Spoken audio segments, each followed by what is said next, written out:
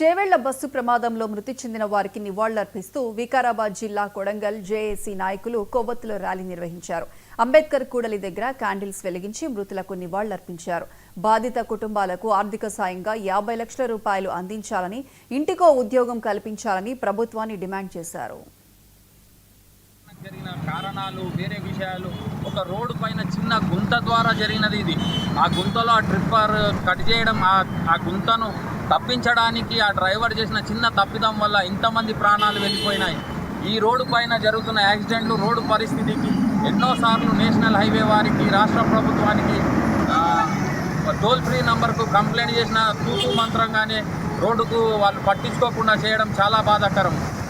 అలాగే ఈ కొడంగల్లో కూడా జరుగుతున్న అభివృద్ధి పనులకు ఇప్పుడన్నా ప్రభుత్వము, రాష్ట్ర ప్రభుత్వము మేల్కొని ఈ యొక్క మెడికల్ కాలేజు, వేరే వైద్య అనుబంధ కళాశాలలు అన్నీ కూడా నేషనల్ హైవే పక్కకైన అబ్బాయిపల్లిలో నిర్మించి ఇలాంటి రోడ్డు ప్రమాదాలు జరిగినప్పుడు వాటి ద్వారా సద్వినియోగం చేసుకొని చాలామందిని కాపాడవచ్చు అని మీ అందరికీ, రాష్ట్ర ప్రభుత్వానికి, కొడంగల్ ప్రజలకు, రాష్ట్ర ప్రజలకు ఈ విషయం తెలియజేస్తున్నాను.